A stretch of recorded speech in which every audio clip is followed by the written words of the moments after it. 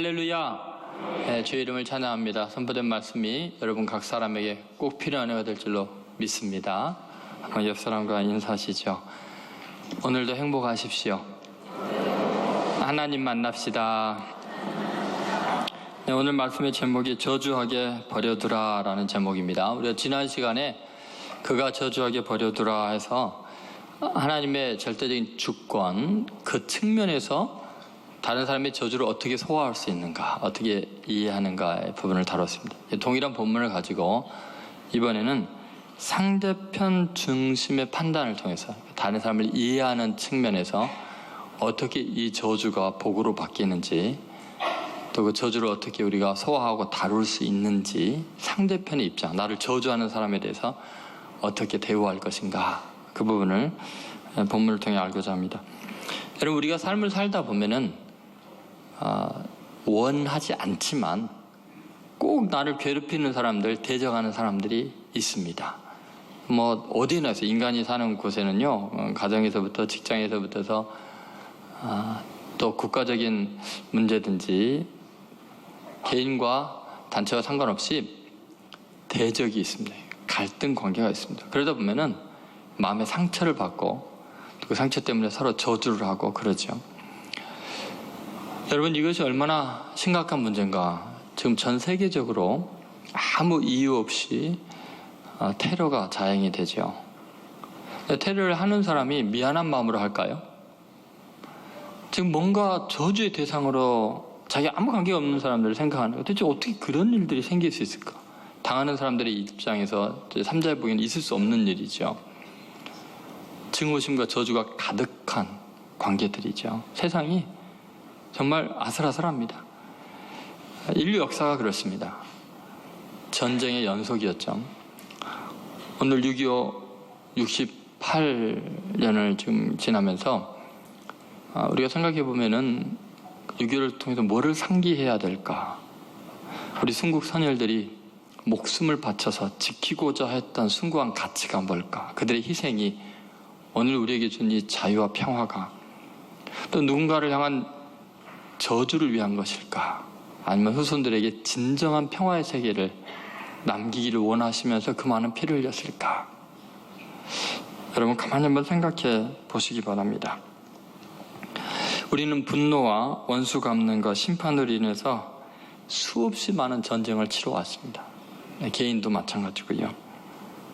오늘 하나님께서는 이 극단적인 갈등과 저주 속에서 우리 그리스도인들이 어떻게 세상에 참된 평화를 주고 자기 자신도 구원받고 남도 구원하는 놀라운 일을 일으킬 것인가, 굉장히 중요한 진리를 삶의 지침을 우리에게 주고 계십니다. 첫 번째 우리가 생각할 것은 시므이의 입장에서 우리가 반면교사로 삼아야 할 게 있습니다. 그것은 저주받은 사람의 형편을 이용하지 말라는 거예요. 한번 따라해보세요. 저주받은 사람의 형편을 이용하지 말라. 여러분, 시므이가 지난 시간에 우리가 말씀을 나눴습니다만 좀 처음 온 분들 때문에 간단하게 설명을 하면, 다윗 왕이 자기 아들이 반란을 일으켜서 도망가는 길에 이 사울 왕, 전 사울 왕, 멸망당한 그 왕족이죠. 거기에 베냐민 사람, 같은 지파에 속한 사람이 다윗을 쫓아오면서 저주를 하는 거예요. 바울임에서. 그 저주를 계속 퍼부어댑니다. 다윗이 지금 굉장히 곤란한 역경에 처해 있고 남들이 보기에는 자기 자식이 자기를 죽이려고 하니까 완전히 저주받은 상황이 됐죠. 그러니까 그 저주받은 상황을 이용해서 자기가 평소에 다윗에게 하고 싶었던 저주를 퍼부어대는 겁니다. 야, 네가 하나님께 저주받았으니까. 그러니까 사울 왕의 피를 흘린 그런 이제 오해를 하고 있는 거죠. 그러면서 그 대가를 너가 치르고 있는 거다. 하나님께 너가 저주를 받은 거다 하고 고난당하고 있는 다윗에게 그 형편이 어려울 때 저주를 퍼부어대는 거죠. 다윗 왕이 왕권이 건재할 때는요, 시므이라는 존재가 있는지도 몰랐어요. 그런데 다윗이 어려워지니까 그 어려운 형편을 이용해서 자기의 저주를 퍼부어대고 있지요. 여러분, 상대편이 곤란해질 때, 특히 그 사람이 나와 평소에 사이가 안 좋거나 나에게 해를 끼쳤다고 생각되는 사람이거나 내가 미워하는 대상이 어려움을 겪을 때 우리 그리스도인들도 동일하게 속에서 입이 근질근질하면서 하고 싶은 말이 있습니다. 쌤통이다. 못되게 굴더니 하나님이 벌 내렸네. 그런 식으로 살아가니까 벌을 받는 거지. 저주를 받고 있는 사람한테 저주를 더 퍼부어대면서 자신의 정당성, 자신의 미움과 증오에 어떤 정당한 근거를 마련하는 경우가 참 많습니다. 그래야 우리 속이 시원한 것 같고요. 여러분, 이것은 그리스도인답지 못한 태도입니다. 성경에 나오는 하나님의 마음, 그리고 다윗의 반응, 이런 걸 보면 전혀 다릅니다.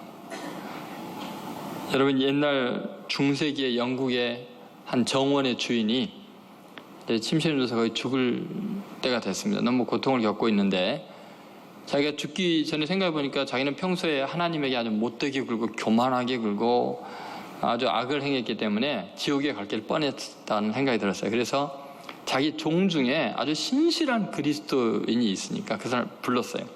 그리고서 내가 이제 죽을 때가 되니까 아무래도 이게 천국 갈 자신이 없고 지옥에 가게 되는데 내가 어떻게 하면 좋습니까? 종에게 물었어요. 그랬더니 평소에 그 주인이 얼마나 교만하고 못됐는지 그 그리스도인 마음속에 늘 상처가 있었는데 아주 이때다 하는 생각이 들었나 봐요. 이렇게 이야기했어요. 주인님이 지금 돼지 우리에 가서 그 징탕에서 무릎을 꿇고 하나님 앞에 통곡을 하며 자기 죄를 자복해야 합니다. 그럼 하나님께서 긍휼히 여기셔서 천국에 갈 수 있을 겁니다. 이 사람이 이런 말이에요. 내가 그것만은 못하겠네. 내가 그러면 주위 사람들이 다 비웃을 것이 아닌가. 어떻게 내가 돼지 우리 징탕에 들어가서 그럴 수 있겠는가. 그리고 종들이 얼마나 날 비웃겠는가. 그리고 그 종을 쫓아냈어요. 그리고 이제 며칠 있다가 일주일도 안 돼서 이제 숨이 깔달달 넘어가니까 너무 괴로워서 다시 또 그 종을 불렀어요. 아무래도 내가 죽을 것 같은데, 지옥 갈 것 같은데 어떻게 하면 좋겠는가. 제가 지난번에 말씀드렸지 않습니까? 돼지 우리에 가서 그 징탕에서 무릎 꿇고 참여하셔야 됩니다. 그렇지? 내가 일주일 내내 지금 갈까 말까 고민을 했는데 그 방법밖에 없는 것 같아. 그래, 내가 지금부터 징탕에서 무릎 꿇고 기도할 테니까 같이 가세. 그랬더니 그 종이 갑자기 안색이 변하면서 하는 말이 그런 마음을 다 품으셨네요. 그 마음을 먹으셨으면 됐습니다. 그냥 그 자리에서 회개만 하셔도 됩니다. 여러분, 우리는 우리 마음속에 미운 사람에 대해서 그가 곤란을 겪을 때 내가 그 일을 골탕 먹이고 싶은 그 말하고 싶은 말 다 하고 싶은 생각이 들죠. 그러나 여러분, 그건 심의의 수준입니다. 다윗이 힘들고 고통받을 때 저주하는 것, 만약에 정말 바른 말이었다면 나단 선지자처럼 다윗의 왕권이 건재할 때 했어야죠. 그때는 한마디 말 못하고 있다가 극심한 고난을 겪고 있을 때 그때 그 저주를 이용해서 저주하는 것은 그건 정직하지 못합니다. 당당하지도 못합니다. 여러분, 아무리 사람이 어렵고 힘들어도 그 사람이 나와 대적관계에 있어도요, 인간이라는 이유 하나만으로 고통당하면 불쌍히 여기는 마음이 있어야 됩니다. 긍휼히 여기는 마음이 있어야 됩니다. 예수님께서 선한 사마리아인의 비유를 할 때 여러분, 사마리아인이 유대인과는요 아주 역사적으로 골 깊은 원수지간이었습니다. 도저히 서로를 용납하지 못할 정도로 증오심이 가득해요. 그래서 그 한 나라 안에 있으면서도 이 북쪽에 있는 사마리아, 북왕국의 수도였죠. 그리고 예루살렘 중심한 남유다와의 관계는 극단적이었습니다. 더구나 이제 이방인과 혼족이 되다 보니까 사마리아 사람을 완전히 무시하고 이방인들보다 더 나쁜 개 취급을 했어요. 지금도요 몇백 명이 안 남았어요. 온 세계가 사마리아 사람들을 멸절시키려고 하거든요. 그런데 이렇게 증오를 받았던 사마리아 사람이 예루살렘에서 이렇게 내려가는 길로 보니까 한 사람이, 유대인이 그냥 뭐 강도를 만나서 거의 피투성이가 돼갖고 죽어가는 거예요. 제사장이 지나가면서 그냥 갔어요. 레위인 유대인도 그냥 지나갔어요. 근데 이 사마리아 사람이요, 평소에 자기 원수잖아요. 자기를 증오했던 유대인이잖아요. 그러면 꼴 좋다 우리를 저주하더니 그러니까 그런 꼴을 당하지라고 말하는 게 아니라 그냥 자기 옷을 벗어서 상처를 싸매주고 약으로 발라주고 노새에 태워서 자기는 걸어가면서 여관에다 데려가서 돈까지 주고 숙비까지 주고 약값까지 주면서 치료해달라 그러고 갔어요. 예수님이 하신 비유예요. 여러분, 아무리 내게 못되게 군 사람도 그가 인간으로서 고통을 당하는 순간에 거기다가 저주하면 안 됩니다. 자기 하고 싶은 말 그때 하면 안 됩니다. 그때는 긍휼히 여겨야 됩니다. 불쌍히 여겨야 됩니다. 성경은 이런 거에 대해서 되게 중요하게 우리에게 이야기를 합니다. 예를 들어서 잠언 14장 31절을 보시죠. 같이 한번 읽겠습니다. 가난한 사람을 학대하는 자는 그를 지으신 이를 멸시하는 자요, 궁핍한 사람을 불쌍히 여기는 자는 주를 공경하는 자이니라. 여러분, 고난당하고 있는 사람, 굶주리고 있는 사람, 이런 사람들에게 어떻게 대하느냐가 주님을 어떻게 대하느냐는 거예요. 왜냐하면 그를 지으신 이를 멸시하는 거죠. 나와의 관계 속에서는 원수이지만 그를 지으신 분은 하나님이세요.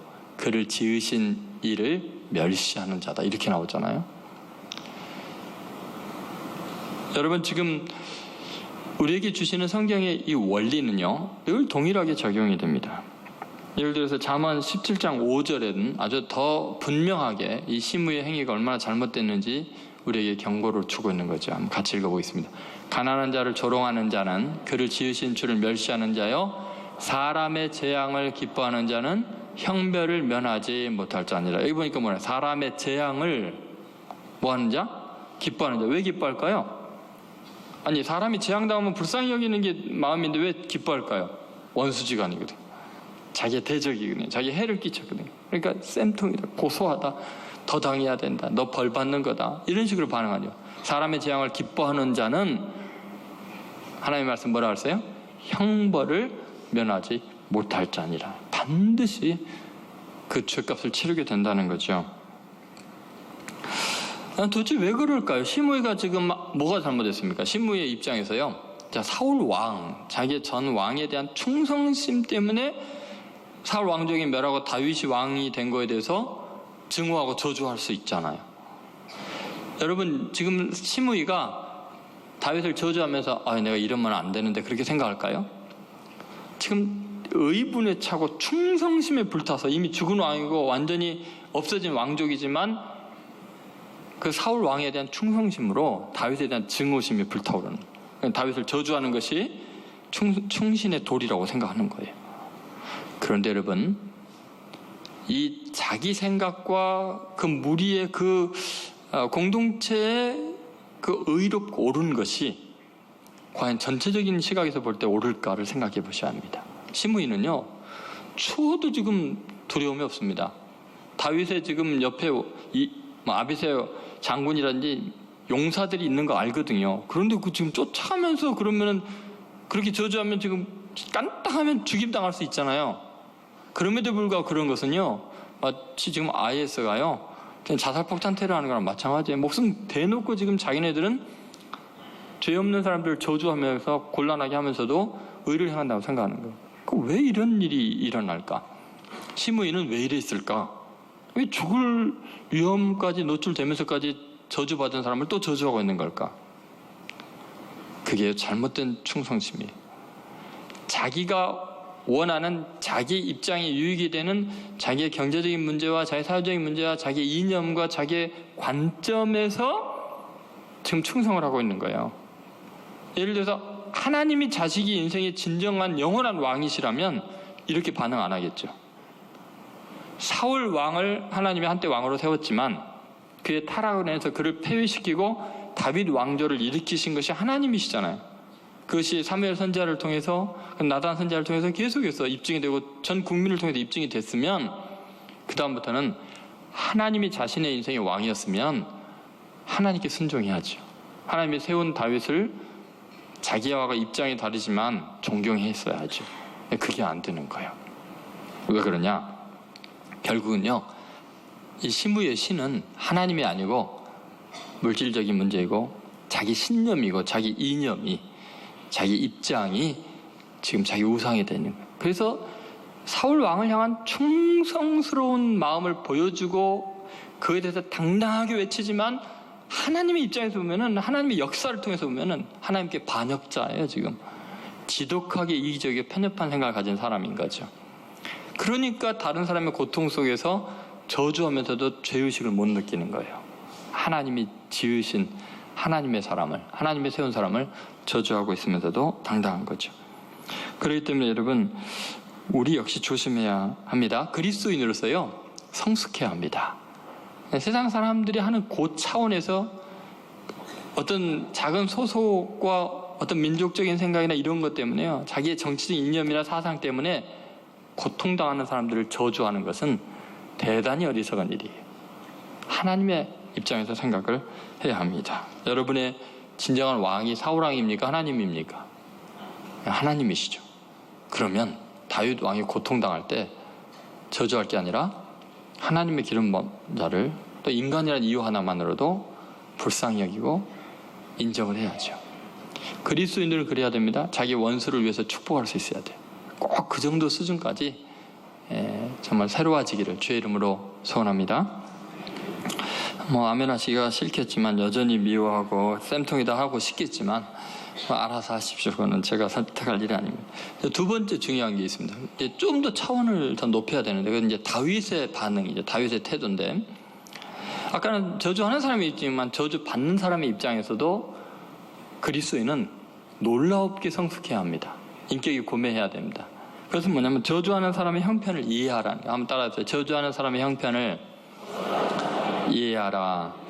지금 자기가 고통 가운데 있고 저주를 받고 있는데 저주하는 사람의 심정을 이해해주고 합당하다고 생각하는 거예요.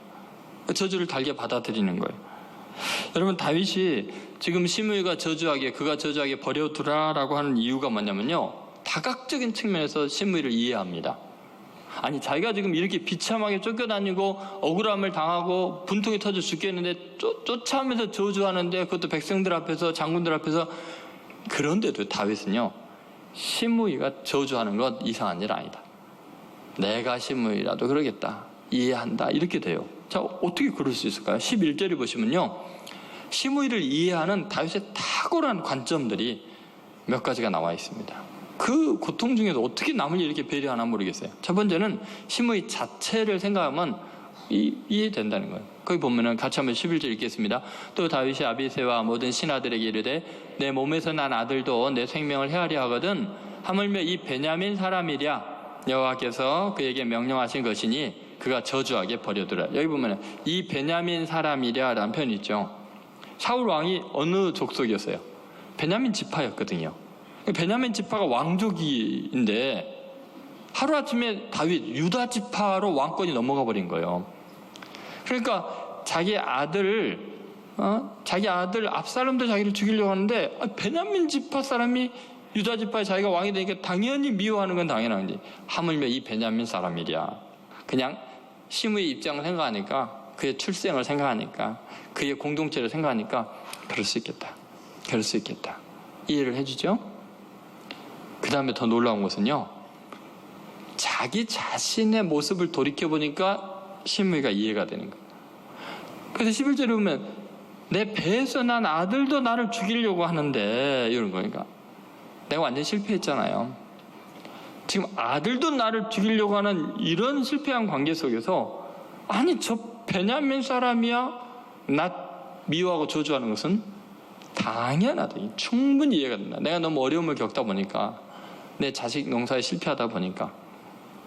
시므이가 한 말이 7절에 그랬잖아요. 피 흘린 자여 이렇게 이야기를 하니까 자기 자신을 돌이켜보는 거예요. 시므이가 말한 것은 잘못된 이야기이지만 사실 자기는 피를 흘렸잖아요. 우리아의 죄 없는 피를.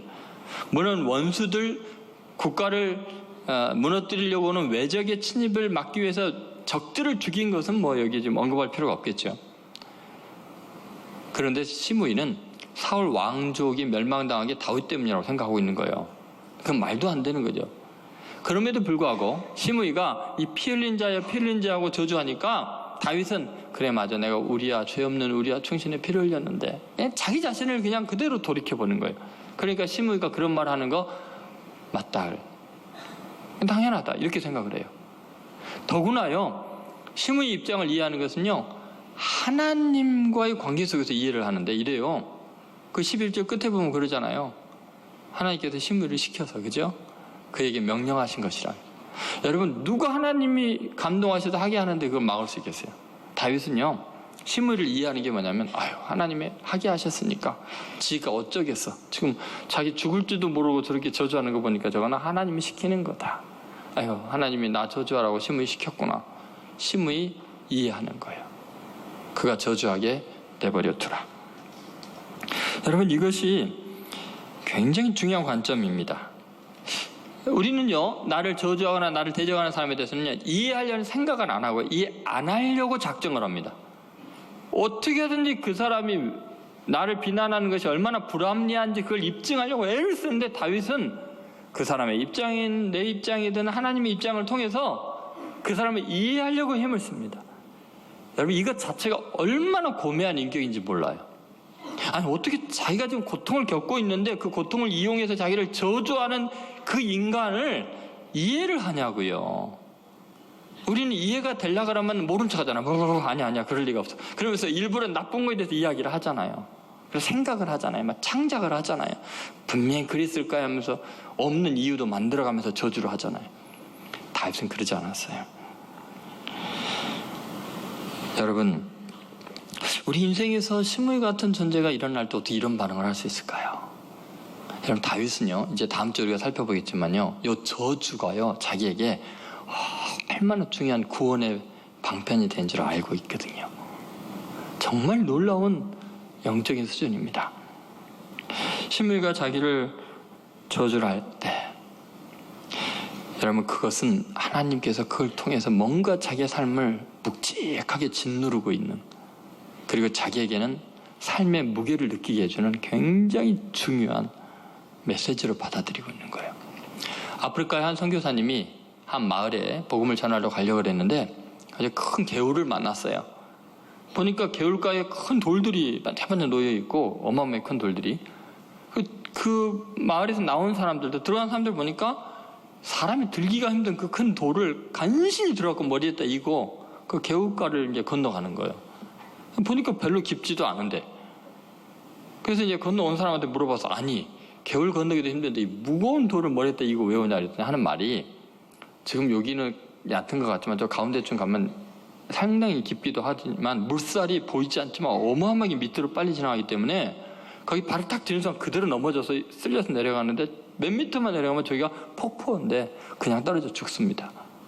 그래서 우리는 이 건널 때 반드시 큰 묵직한 무게로 감당하기 힘들 만한 돌을 들고 간신히 걸어가면은 물살이 나를 이렇게 떠내려가지 못하게 하도록 이렇게 받쳐주는 힘이 됐는데, 그래도 중심을 넘어지면은 아무 걱정 없는 게, 이 돌만 끝까지 붙들고 있으면 절대로 안 떠내려가기 때문에 다시 돌을 그 물속에서 하나하나 움직이면서 가면은 이 돌이 우리를 저 급류 떠내려가지 않도록, 낭떠러지 떨어지지 않게 지켜줍니다.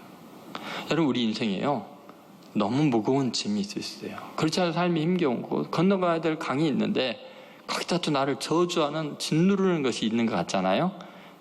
그것이 우리를 쇠파에 떠나가지 않게 합니다. 우리 중심을 붙잡아 줍니다. 삶을 무게 있게 만들어줍니다. 여러분, 아무도 비난하는 사람 없고 아무 갈등이 없는 인생이요, 세상에 가벼운 인생입니다. 인격의 깊이도 없고요, 인생에 대해서 시각도 미천하게 그지없어요. 그런데 무지하게 많은 원수들과 깊은 고난을 겪으면서 계속 공격하면서 거기에서 살아남으려고, 버티려고, 믿음으로 반응하려고 애를 쓴 사람들은요, 한마디 한마디가 보석 같고요, 인생에 진리가 있고요, 대단히 위대합니다. 쇠파에 쉽게 흔들리는 사람이 아닙니다.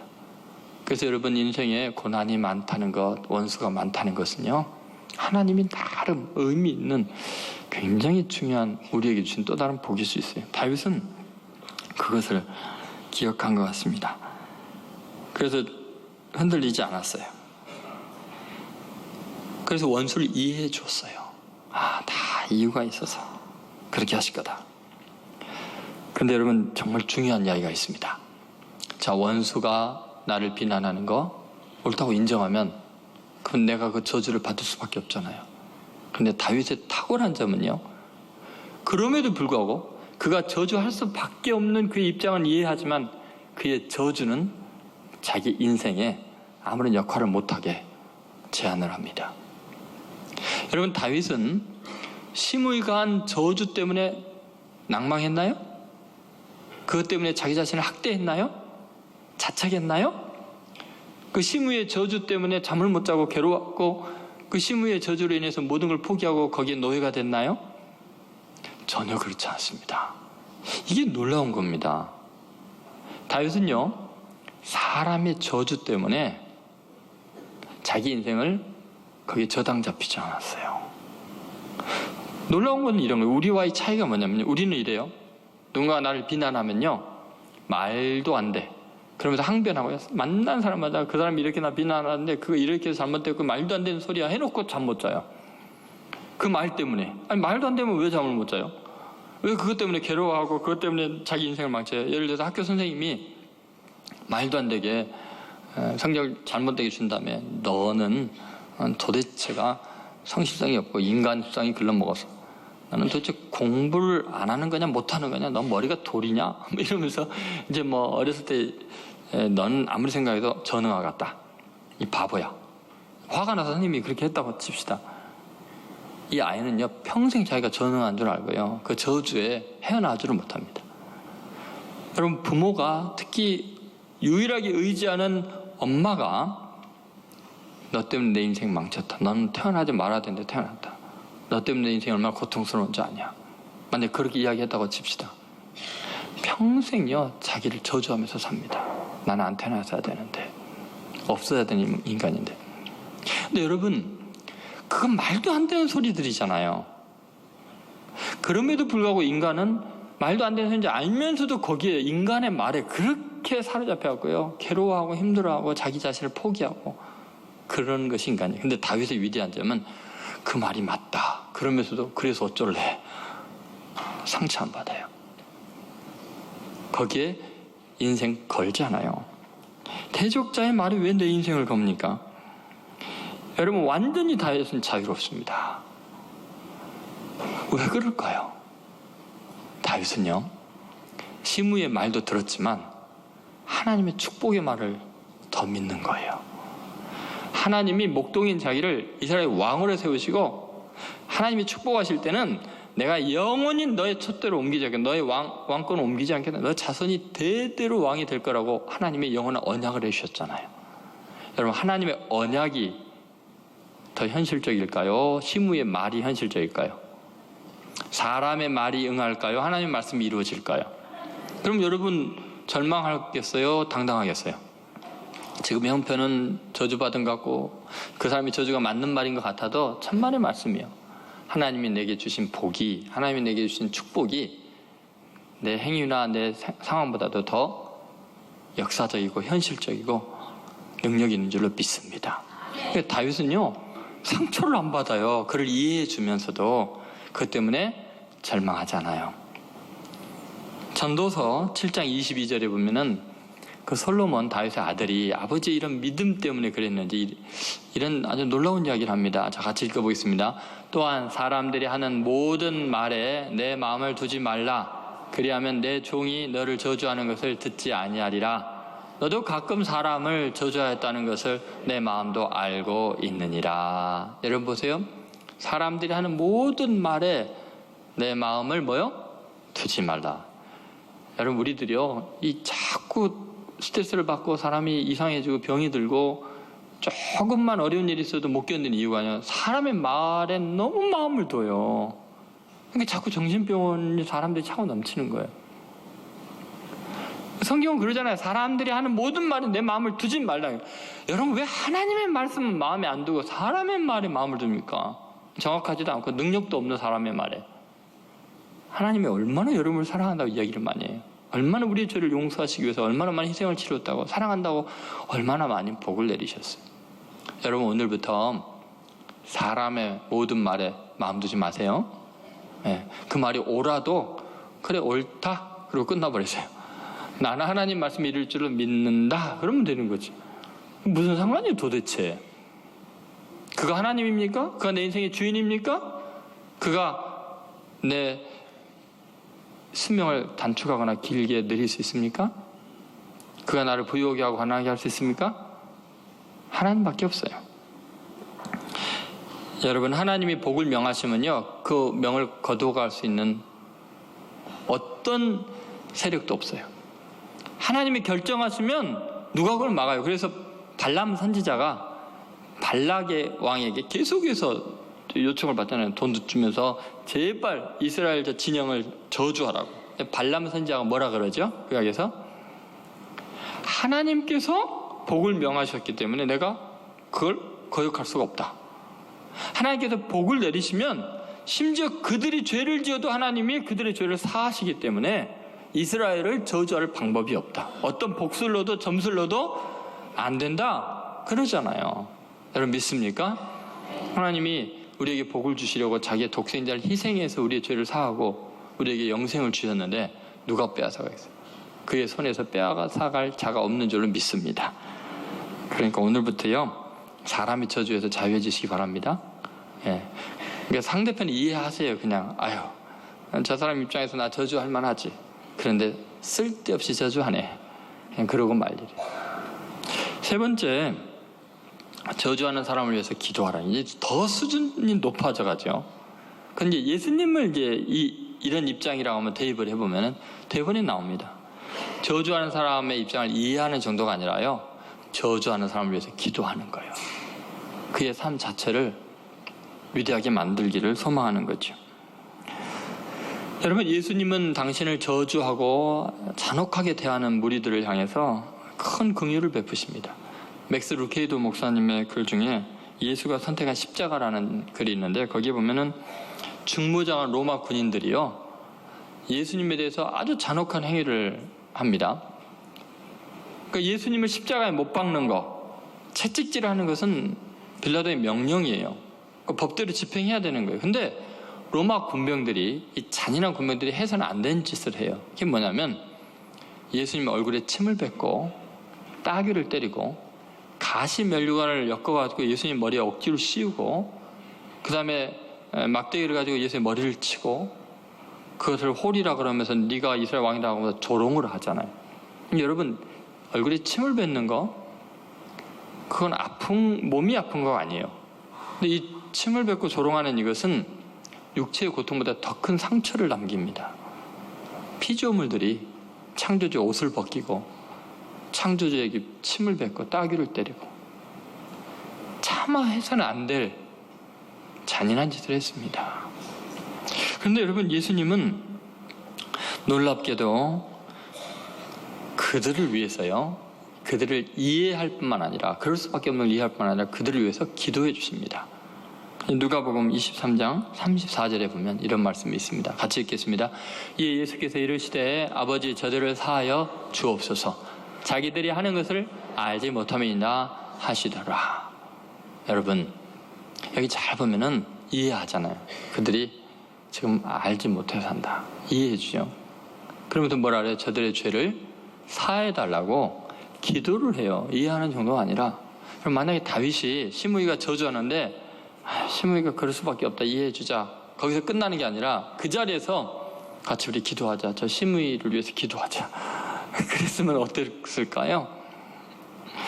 여러분, 예수님께서는요, 로마 군병들의 그 잔인한 조롱에 대해서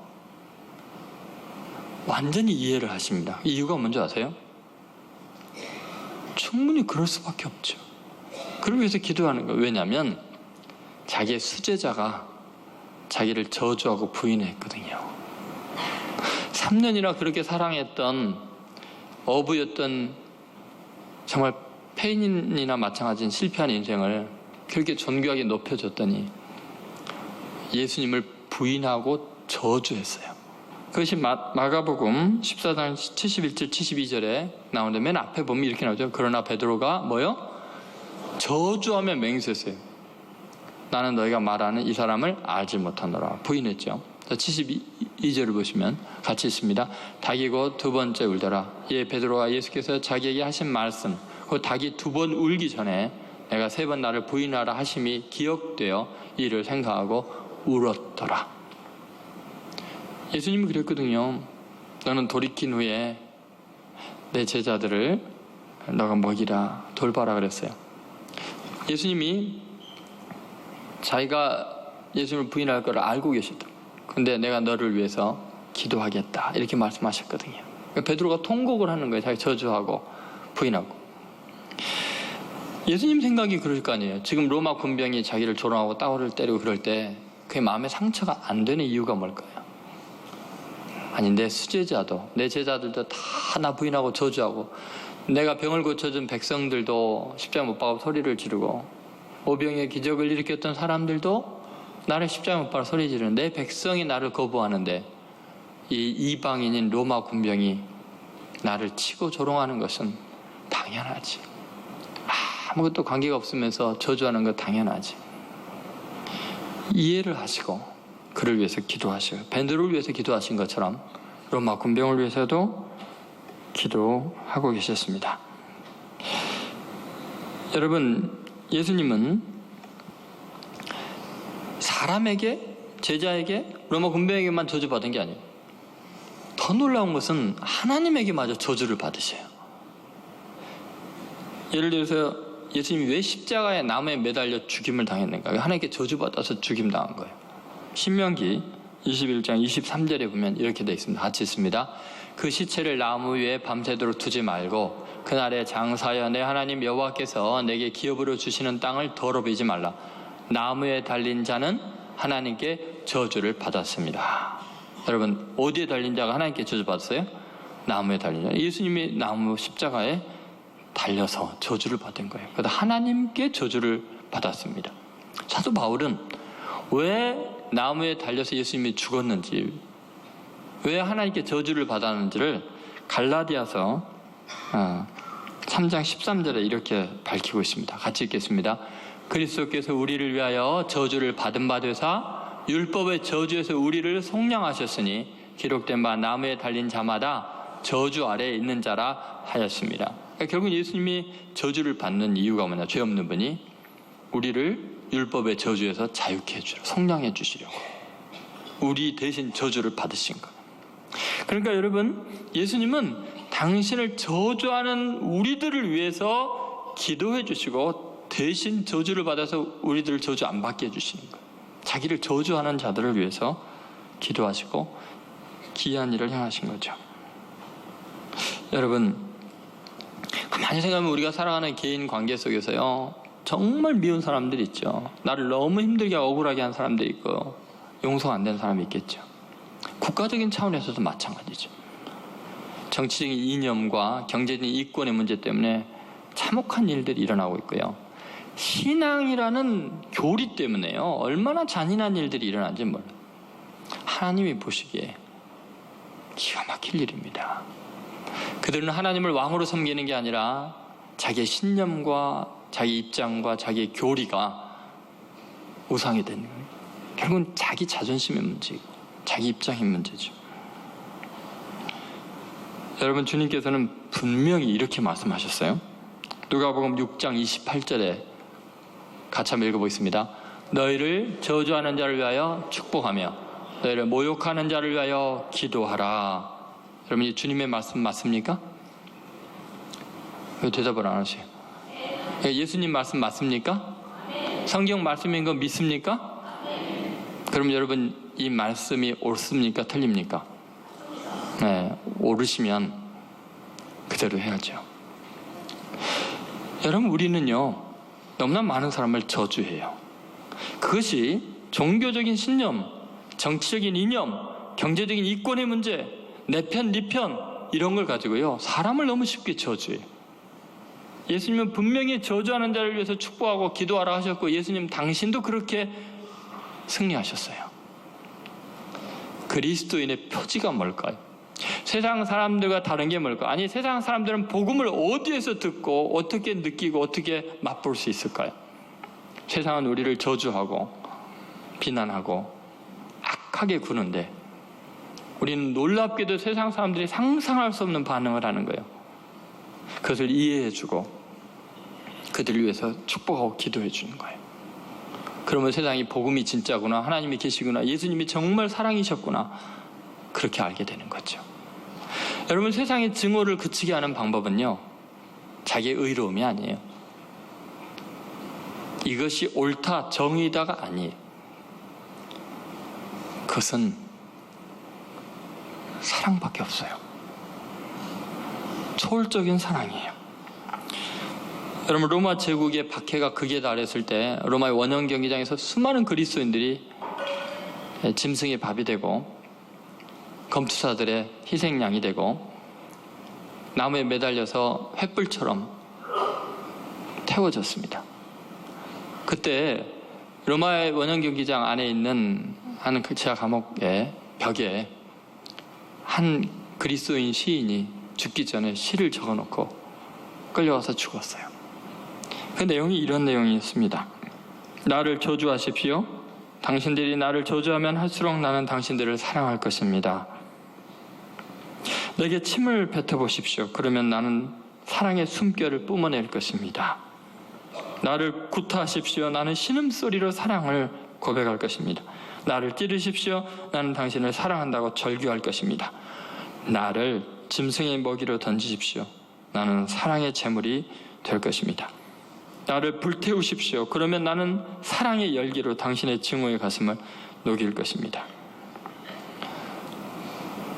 여러분, 그리스도인은 이 단계까지 가야 돼요.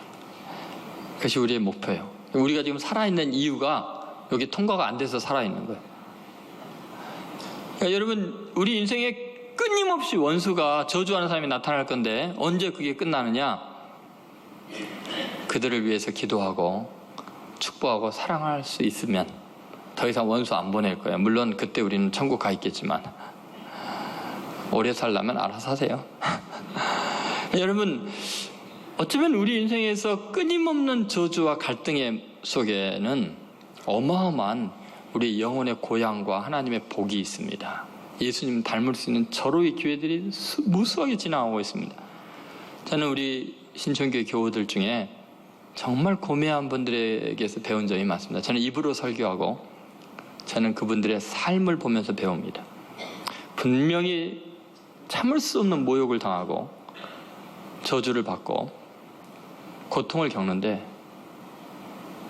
눈물을 흘리면서 이해해주고 축복해주고 기도하는 성도들 제가 몇몇 분들을 만나요.